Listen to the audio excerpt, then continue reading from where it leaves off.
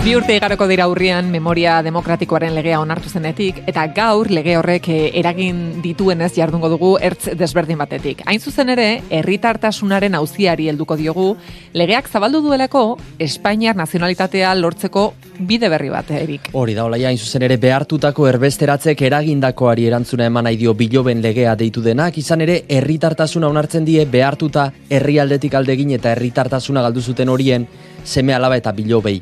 Baldin eta hori bai arrazoi politiko, ideologiko, erlijioso edo sexu orientazioagatik galdu edo uko egin bazioten euren aurrekoek Espainiar herritartasunari. 2022an jarri zen indarrean legea, eta hasiera batean urrira arte egongo bazen ere indarrean, itxura denen arabera luzatu egingo da beste urte betez. Eta ez da gutxiagorako, izan ere, baldintzatako bat bataio agiri ofiziala aurkeztea da. Eta horiek, bilatu nahian, askok Elizaren artxibotara jo dute dokumentuaren bila. Iaz, halako 5.000 eskari jaso zituzten Donostiako Elizbarrutiko artxiboan. Eskaera izugarria zidazken urtean, eta horregatik bertara joan zara, Erik, eskaera horiek nola kudeatzen diren aurrez aurre ezagutzera. Jose Angel Garro, Donostiako Elizbarrutiko artxiboko zuzendaria. Arratsaldeon. Arratsaldeon. Zer moduz, Jose Angel? Hemen txelantalanen, ondo. Hori dela agian gaurko lerroburua eskurbete lan zabiltzatela. Bai. Aurretik ere etzen dituzten lan gutxi, baina iaz 5.000 bataio agiri eskaera, aurten 2.000tik gertu zabiltzate dagoeneko, nola aldatu dute zuen eguneroko lan martxa eskaera hauek? Izugarri. Gure lan funtsa, zan biltzea, katalogatzea, eta unea etortzen ziren erabiltzaile presentzialai, erakustea dokumentu horiek, laguntzea eta eta gero ja 2022 urtetiko legea hasi zanen guztiz aldatu zan gure lana, zeren ehundaka eskari hasi ziren honea etortzen iristen eta hoiei erantzunin batzaie. Nahitan nahi ez, orduan ja zentratzen nahi gehien bat eskari guzti hoiei erantzuten. 12.000 eskaera dagoeneko kudeatuta aipatzen zenidanez, eta horrek eragin dizue, besteak beste, astean 2 egunez itxi egin behar izaten duzuela, ostegun eta ostiraletan, eta aipatu duzuena bitarteko edo gaitasun falta ere badela. Bai, erakunde guztietan baliabideak direnak gu 4 pertsona gabiltzemen, eta Gipuzko guztiko Eliz erakundeen artxibo historikoak kudeatzen ditugu.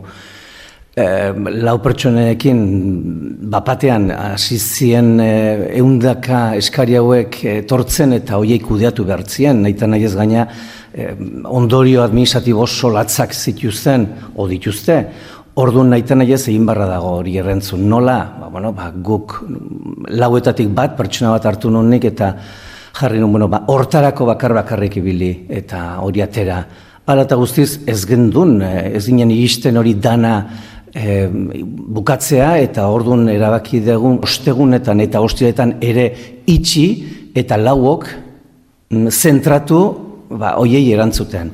1000 eskaera hoiei erantzuten. Zuzen ere ikusten dizut, aurrez aurrekoak presentzialak 1.684 bai.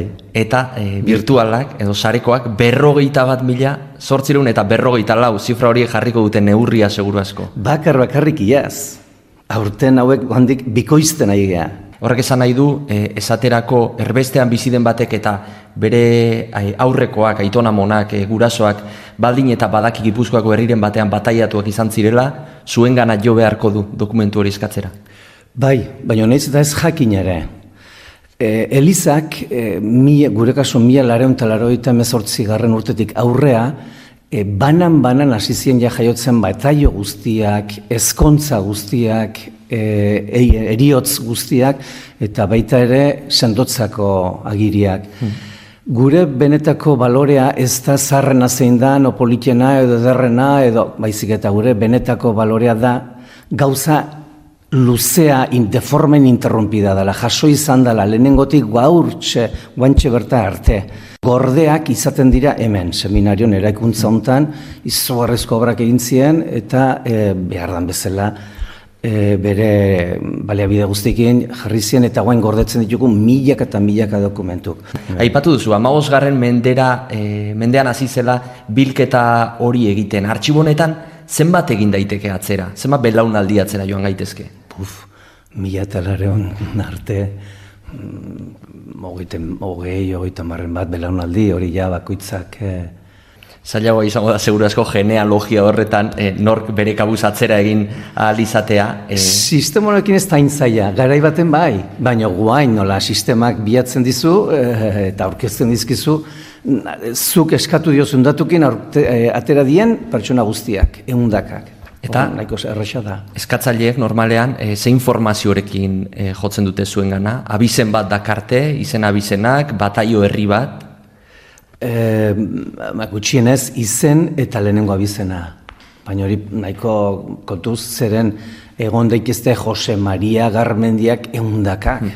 Orduan kontuz horrekin, orduan behitu behar da baita bigarren abizena. Beraien pertsona honen ez guraso zeintzuk izan ziren baizik eta Aiton Amonak. Eta bereziki oroimen demokratikoaren lege honek hain zuzen herritartasuna aitortzen die erbestera joandakoen ondorengoei. Nondik datoz eskaera hauek? Zer herrialde daude hor rankinean punta-puntan? Bai, gehien bat Argentinatik. Argentina dauzkeu ia 13.000 lagun ezberdin eskatu ziguten posibilitatea herritaratzeko, ez? Gero Frantzitik asko, orduan honetan, gero Estatu Batuetatik, Kuba ere asko dauzkeu, Uruguai, Mexiko, dauzkeu Chile, Venezuelako jende asko, milaka dauzkeu. Esaterako Argentinatik bakarrik 12.000 eskaera izan dituzuela. Nola jotzen dute zuengana? Helbide elektroniko bat, telefono altxata? Ez, gehien bat webunen bidez edo idatzita. Osea, eskatzaileak, eskari guztiak jaso behar ditugu idatzita. Jakiteko berak eskatu digun pertsona hau dala, hemengoa dala, ingurontako datakin, idatzita behar do izan. Eta nola azten da prozedimendua, ezakit itxaron zerrenda bat dago, lehentasun eskalak daude eta lehentasunen arabera azten da bilaketa hori egiten? Ez metodologia daukeu segun eta iristen dan eran. Baldin eta ez baldin bada, justifikazioaren bat, pertsona bat etorri dela honea eta kanporatu behar duela, edo en peligro de muerte, iriotz agiri behaskatzen baldin bado zerbaita bera hiltzorian dagoelako edo, ordun bai, excepzio itzen da. Eta, aipatu duzu, lanez lepo zabiltzatela, bitarteko asko jarri behar izan dituzuela honetara, zenbat denbora behar izaten da, gutxi gora bera, horiek aurkitu, bateio agiri horiek gerora aipatu duzunez, forma ere eman behar izaten zaien, notario aurretik pasa, gutxi gora prozesuak zenbat iraun dezake? Izan liteke 3-4 egun. Gauza da noiz jasotzen deun bakoitzan espedientea, bakoitzaren kasuan noiz jasotzen deun. Gu jasotzen deunen, orduan ja juten gea iruditara, hartzen du irudi digitala, horri baten dare agiri desente, 3-4 agiri egon daitezke horri alde baten, bidaltzen dan agiri ez da bakarrik zuk eskatu dezuna, ez horri baten azaltzen dan guztia. Orduan, guk esan dugu las imágenes derivadas, guk hartzen dugu irudi bat, eta irudi digital hortatik mozten ditugu bat goikoak, azpikoak, eta orduan jartzen dugu bakarrik berak eskatzen duen, behar duen agiriaren irudia digitala. Gero hori paperean ateratzen dugu, ez dugu irudi digitalak bidaltzen korreo elektronikoz. Zen ez duke balore juridikorik. Orduan paperea imprimatzen dugu, sigilu berezi batzuk ematen ditugu, ziurtatzen da datu guzti jarriz, herria, parrokia, liburua dan, liburu hortako horri hortako zenbaki du agiria, ziurtagiri horrekin gero pasatzen da, juten gea espediente guztikin notarioan gana. Eta notariok itendona da baita ere legalizatu, firmatzen duen eta saltzen den datuak egitazkoak direla. Hori liturgia oso honek duena ere, hasi eta buka, zagiz prozesuan zein izaten den urrats zailena, horri artean topatzea, izena bizen horiek dagozkion pertsonarenak direna frogatzea. Horri alde baten hasten da, beste horri aldean jarraitzen du, gero dau rectificación de partida, orduan beste liburu batea juten da esanez, aike lehenengo aldin jartzen dona etzala aike hori baizik eta beste bazala. Eta izango dira, segurazko izen bereko zenideak, izena bizen bereko zenideak. Kasu oso kuriosoa daukeu hemen Euskal Herrien, eta bintzat hemen Gipuzkoan asko, eta dela, pertsona bat jaiotzen zanean, gortik hilabetea, 3 hilabetea hiltzen baldin mazan, urrengo, eta izen batekin bataiatzen zuen, urrengo semea jaiotzen zanen, izen bera jartzen zuelea, ziela. Orduan, esaten duzu, nola da posible pertsona bat, bi aldiz bataiatuta etzan, bi bataia baizik eta bilatu behar duzu lehenengoaren, bataioaren ikusten baldin baduzu eriotza liburuetan, eta gura hilda daula, eta hurrengo beste bat dagoela izen beren. Eta gauza bera, ezkontzatan bere senarra hiltzen zanen, askotan, ohitura bezala, ni antropologa naiz, eta antropologian hori ikasten da asko. Eta dela, emaztek ezkontzen ziren bere senarraren anaiekin, orduan abizen guztia, maiorazgoa, baserearen, dana igual jarraitzen zuen. Eta beste lurraldetan hau ez da pasatzen. Eta traba eta bitxikeria hori guztiei aurre egiteko seguru asko garrantzitsua egin den dokumentazio lan hori guztia. Izan ere, gaur-gaurkoz joan gaitezke erregistro zibilera, alako dokumentuen bila, baina bada horrere muga bat, ezta? Urte batzuk atzera egin nahi badugu, seguru asko Elizbarrutiko artxibora jo beharko dugula. Seguru aski ez bakarrik Elizbarrutiko artxiboetara. Zeren erregistro zibilak hasi ziren 1871 Ala nola. Dekreto bat sortu zen, esan ez danak erregistratu behar ziela udaletxetan, erregistro zibiletaran. Karo, hori zan gutzako atzo da, gure joan amonak. Orduan, aurreko guztie erakunde bakarra munduan zehar, arduratu dana erregistratzen pertsona horiek jaio izan diela, ezkondu izan diela, mobilidadea, eta nun hildien, eta hori bakarra mundu mailan Eliza izan da. Trento kontzilioan ja agindu intzan, danetan itean, 1573an mundu mailan el orbe katoliko hagas etal. Orduako ja 1888 gure lehenengo bataioa Antzolako Maria Madariaga izan zen, 1889 aurrea, baino ja Trenton, ja agindu zuen hori ikea, gaur egun arte, danak erregistratzea. Orduan horri aldetan atzera ingo gaitu, lehenengo hori, Antzolako Maria Madariaga. Gure lehenengoa, Maria Madariaga, daukena Antzola. Eta utxunerik bada, zulo beltzi, garai jakin bat, zailtasun, gerrak medio, zailtasun kulturala medio, utxunerik dagoenik. Guk sorte izan deuzen, beste herrialdetan normala da, horrelako utxunek egotea ez, gu bakarrik eta utxune ez da Eibar. Eibar bombardeatu zuenen, dana deusestu zuen eta eta bar. Baina beste guztiek dana konserbatzen deu. Dauzkeu garai ilunek, gerra karlistadak eta gerra garaiak, independentzien eta bar, orduan badauzkeu, ikusten duzu parroko jauna nola juten zan, Tolosalden eta doi kristiana sepultura, dos soldados que tienen en su cabeza, en su sombrero, dos plumas, que tienen plumas blancas, ikusten dezu liberalak ziela. Eta biak etzekin nungok zien, etzekin izena, eta esan nitxendo. Agiri baten, que hori alden, pues se hace la exequia de 12 pescadores que van a cazar la ballena. Y no vuelven. Txune horiek badauzkeu, baina ez mendetakoak edo urteluzekoak eta ez. Nola nahi ere utxune horiek gainera kontatuko dute historia, garai jakin baten testuingurua ere emango digute, bere utxune horretan bada ere, baina presentzialki etortzen den horrek topatzen du bataio agiriaz gainera, beste informazio, ezusteko informazio horik ere. Asko. Seme-alaba artean, legalki atzo arte, oso gutxi urte batzu arte, 3 mota ezberdin ziren, hijos legítimos, de legítimo matrimonio, ilegítimos, bikote ezkonuta legitimamente, baino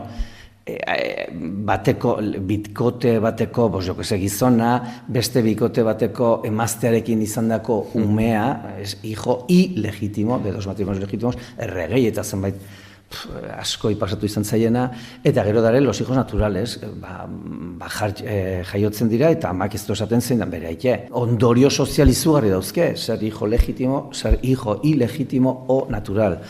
Erentzitarako, abizenetarako, mila gauzetarako. Claro, zu de repente ikustean ere amona zoragarri honek, eta izan dola un hijo natural, bere ala dakigu guk, honek aurkitu do, zerbait, bere koordinaz, bere munduko gauzak aparte dienak, hori bai bere ala konturatzen gea, Baserren izenak azaltzen dira, gauza oso politia, bajekitea, inazioan, elkasirio tal, ez? Badakizu, 2006an baserri hori hortzegoela, zeinekin, azpeitikok oso gaizki ematen dira azkoitik jarrekin. Gero ikusten dezutanak ezkontzen dira azkoitiko jendek azpeiti jarrekin. Hombre, hain gaizki ez di ematen.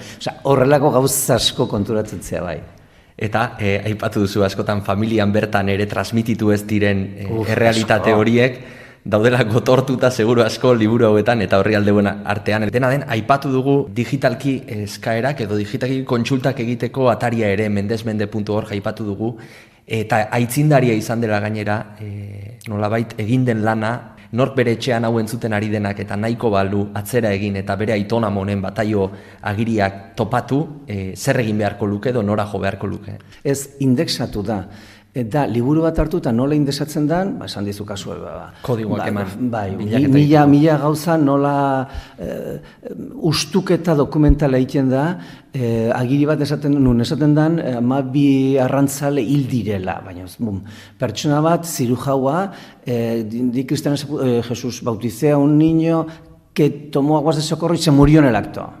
Eta ez da izena jartzen, ez dio jartzen. Nola jartzen da agiri hori, nola betetzen da izena ez duen ume bati, nola indexatzen da. Edo mila kasu, hildako bat, extrema pobreza. Ikusten duzu mendigo, que lo encuentran nun baitien, eta ez dakizu ze izena eman, nungoa dan, zemat urte dauzken, eta orduan horrelago kasuk gure ordura zan nola indexatu hau, baina kriteriokin, orduan 3 elizbarrutikoekin, Bilbo, Gasteiz eta Donostiko zuzendariok biltzen ginen, en plan, literalmente, concilio, osea, guk ez genduen horrelako kasuak idatzi behar deu zirten bide eman, eta ez gea gela ontatik atera behar idatzita 3 onartu arte. Baina izan zan, Gasteizkoak horretzen ez nik erretzaia zan, eta behar dut erretzea, etzeateatzen erretzea, hau egin arte, adostu arte, eta idatzita. Lan hortan behitu gendun ea beste herrialdetan, nazioetan, edo arazoen nola zirten bide ematen ziren. Eta konturatzen ginen, inun etzegoela ezer. Orduan ari zinetela maitik altxatu gabe seguru asko adostasuna eta indexazioa ezartzen ez soilik Donostiak, Bilbo eta Gasteizerako, baizik eta baita nazioarterako bere. Exactamente, bai, dudari gabe. Horrelako kasuei eman inbartzaia irten bide, baino seri ba. Eta indexazio horrek lagunduko digu gero norbanakoi gure aurrekoen historia eta familiaren historia ezagutzen. Jose Angel aipatu dugu bataio agiriekin buru-belarri zabiltzatela orain, eta nolanahi ere bere bizikoa dela bataio agiriekin egiten ari zareten lana ere, eta horrek ere merezi duela errekonozimendua. Jose Angel Garro, eskerrik asko. Zorregatik nahi zuen arte.